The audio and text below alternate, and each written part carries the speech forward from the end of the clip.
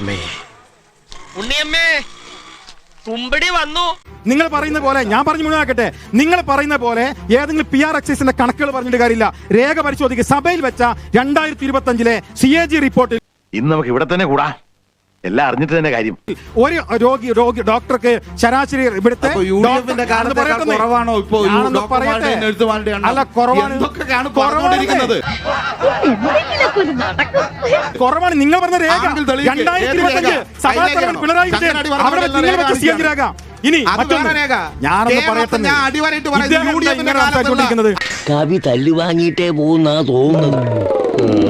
അധ്യാപകരുടെ എണ്ണം, UDFന്റെ കാലത്തുള്ള ഡോക്ടർമാരുടെ എണ്ണമാണ് ഇപ്പോഴത്തെ ഡോക്ടർമാരുടെ എണ്ണം, UDFന്റെ കാലത്തുള്ള മറ്റ് ജീവനക്കാരുടെ എണ്ണമാണ് ഇപ്പോൾ എല്ലാം വർദ്ധിച്ചിട്ടുണ്ട്. ജനങ്ങൾ എന്തോന്നാടോ ഇത്? എവിടെ നിന്ന് കിട്ടിയോടോ ഈ ഉണ്ടാക്കണേ? അതിന്റെ ഗുണഭോക്താക്കളാണ്. ഇത് പരമകഷ്ടം. ഞാൻ പറയുന്നത് രോഗി അനുപാതം രോഗികളുടെ എണ്ണം കൂടിയതല്ലേ ഇദ്ദേഹം പറയുന്നത്? ഇവരുടെ കാലത്തുള്ളതിനേക്കാൾ രോഗികൾ ആശുപത്രിയിൽ വരുന്നത് കൂടി, നഴ്സുമാരുടെ എണ്ണം വർദ്ധിപ്പിച്ചു. ഞാൻ പറയാം കേരളത്തിലെ നോക്കൂ രാജ്യത്ത് വേൾഡ് ഹെൽത്ത് ഓർഗനൈസേഷന്റെ കണക്ക് പ്രകാരം, കണക്ക് പ്രകാരം നമ്മുടെ ഡോക്ടർ പേഷ്യന്റ് റേഷ്യോ എത്രയാ? ഒരു ഡോക്ടർക്ക് 1000 രോഗികളെ പരമായി ഞാൻ പറഞ്ഞു എന്ന് നോക്കണമെന്നാണ് രാജ്യത്ത് ലോകത്ത് WHO നിയമം. എന്നാൽ കേരളം എന്ന് പറയുന്നത് നമ്മുടെ സംസ്ഥാനം 2015 കേരളത്തിലെ പ്ലാനിംഗ് ബോർഡിന്റെ കണക്ക് പ്രകാരം 2500 രോഗികളെ നോക്കാൻ ഒരു ഡോക്ടർ. കേരളം പിറകിലാണ്, ശരിയാണ്. എന്ന 10 വർഷം നിങ്ങൾ ഭരിച്ചാൽ എന്തു ചെയ്യണം? ഏറ്റവും ചുരുങ്ങിയത് 2499 ആകണം. എത്രയായത്? 3754. കണക്കേതാ? UDFന്റെ പ്രകടന പത്രികയാണോ അല്ലെങ്കിൽ ഞങ്ങളുടെ കുറ്റപത്രമാണോ? അല്ല. നിങ്ങളുടെ കാലത്ത് 2025 സഭാ തലവൻ പിണറായി വിജയനായി നിൽക്കുമ്പോൾ CAG റിപ്പോർട്ട് നിങ്ങൾ എഴുതി വെച്ചതാ. ഇത് വടി കൊടുത്ത് അടി വാങ്ങുന്ന പരിപാടിയാണല്ലോ ബാബു. അപ്പൊ ഈ ആരോഗ്യ വകുപ്പ് നന്നായോ കേടുവന്നോ പരിശോധിക്ക്. മറ്റൊന്ന്, ആരോഗ്യവകുപ്പിനെ കുറിച്ച് നിങ്ങൾ പറഞ്ഞു തറക്കല്ലിട്ട് പോകുന്നു ഉമ്മൻചാണ്ടി. അതാണല്ലോ വലിയൊരു പരാമർശം. ഞാൻ ചോദിക്കും, ഒരു തറക്കല്ല് വെറുതെ ഇടുന്നതാണോ സജീഷ്? ഇങ്ങനെ പോയാൽ സംഗതി കുഴയും. ഒരു തറക്കല്ലെങ്കിൽ ഒരു ആശയം രൂപപ്പെടണം. ആ ആശയത്തിൽ ഒരു പ്രൊജക്ട് ആവണം. ആ പ്രൊജക്ട് DPR ഉണ്ടാകണം. ആ ഡീറ്റെയിൽ പ്രൊജക്ട് റിപ്പോർട്ട് ഉണ്ടാക്കിയിട്ട് അത് കേരളീയ സമൂഹത്തിന്, കേരളത്തിന്റെ എല്ലാ അർത്ഥത്തിലും ഉതകുന്നതാണ് എന്ന് ബോധ്യപ്പെടണം. എന്നിട്ടൊരു തറക്കല്ലിടണം. തറക്കല്ലിട്ട എന്താ പണി? അതിനനുസരിച്ച് പ്ലാനിങ് അനുസരിച്ച് പണം കൊടുത്ത് പണിയെടുപ്പിക്കണം. അതാ പണി. ഞാൻ ചോദിക്കട്ടെ, ഇനി ഞങ്ങൾ ഞാനൊന്ന് പറയട്ടെ,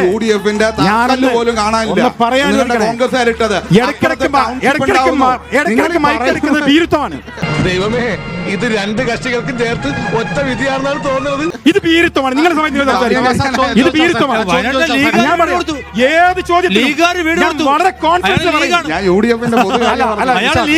ഒന്ന് ഇതൊരു ഭീരുത്വമാണ്. ഞാൻ പറഞ്ഞ ഇടയ്ക്കിടയ്ക്ക് എന്നോട് മൈക്കെടുക്കരുത് പറഞ്ഞാൽ മൈക്കെടുക്കുന്നത് അതൊരു ഭീരുത്വമാണ്. ഇനി വയനാട് റീഹാബിലിറ്റേഷൻ പദ്ധതിയാണോ നിങ്ങൾ പറയുന്നത്? ഞങ്ങൾ റെഡിയാണ്. നിങ്ങൾ വയനാട് റീഹാബിലിറ്റേഷൻ പദ്ധതി സംസാരിക്കുക. എത്ര കോടി രൂപ? ഞാനൊന്ന് പറയട്ടെ,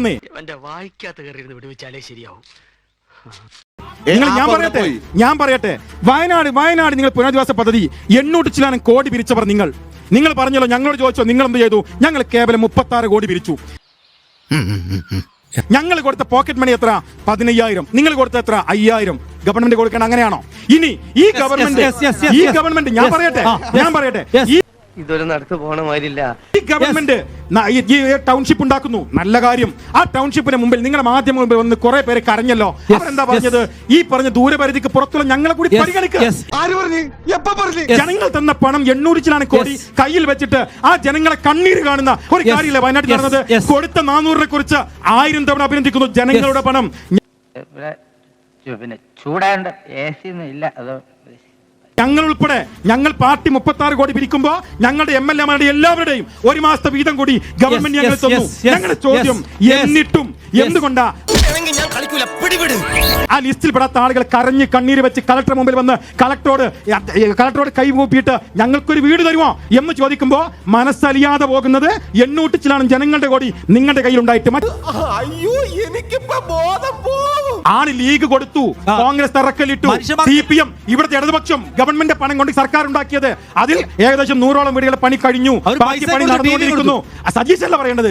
ഞാൻ ഇവന്റെ 2 എണ്ണം വാങ്ങിച്ചിട്ടേ പോവുള്ളൂ. ഞാൻ ഉൾപ്പെടെ ഇവിടുത്തെ പൗരനാ, ഇവിടുത്തെ ഗവൺമെന്റ് എന്റെ കൂടി ഗവൺമെന്റാ. അത് CPM പറയരുത്, അത് ഗവൺമെന്റ് പറയും. ഞങ്ങൾ എല്ലാവരും ഞാൻ നേരത്തെ പറഞ്ഞല്ലോ, 36 കോടിക്ക് ഉണ്ടാക്കിയ മുസ്ലിം ലീഗ് പാർട്ടി ഞങ്ങളുടെ മുഴുവൻ MP-മാരും ഞങ്ങളുടെ MLA-മാരുടെയും ഒരു മാസത്തെ ശമ്പളം ഈ ഗവൺമെന്റ് കൊടുത്തതാ. കേരളത്തിന്റെ 22ാമത്തെ മുഖ്യമന്ത്രിയാണ് ശ്രീ പിണറായി വിജയൻ. ആദ്യത്തെ മുഖ്യമന്ത്രി സഖാവ് EMS നമ്പൂതിരിപ്പാടാണല്ലോ. EMS മുതൽ ഉമ്മൻചാണ്ടി വരെയുള്ള 21 മുഖ്യമന്ത്രിമാരുടെ കാലം. എവിടെ പോണു? തൊണ്ട വെള്ളം കുടിക്കും. കേരളത്തിന്റെ നിയമസഭക്കകത്ത് കൃത്യമായ ചോദ്യത്തിന്, നിയമസഭാ ചോദ്യത്തിന് മറുപടി പറഞ്ഞത് 60 വർഷക്കാലം കേരളത്തിന്റെ 21 മുഖ്യമന്ത്രിമാർ ഭരിച്ച 60 വർഷക്കാലത്തിനിടയിൽ കേരളത്തിന്റെ ആകെ കടം 1.75 ലക്ഷം കോടി രൂപയാണ്. പുറത്തുള്ള മണ്ടന്മാർ അത് അസൂയ കൊണ്ട് പറയുന്നല്ലേ ചോദിക്കുഞ്ഞ. അത് സഭാരേഖയാണ്, ഞാൻ വെറുതെ പറയല്ല. എന്നാൽ 2014 ശ്രീ പിണറായി വിജയൻ ഭരിച്ചു മുതൽ 2025 വരെയുള്ള കണക്ക് RBIയുടെ റിപ്പോർട്ട് പ്രകാരം 4.3 ലക്ഷം കോടി രൂപ എന്ന് വെച്ചാൽ ഇപ്പോൾ അത് ഏകദേശം 5 ലക്ഷം കോടിയുടെ മുകളിലായിട്ടുണ്ടാവും.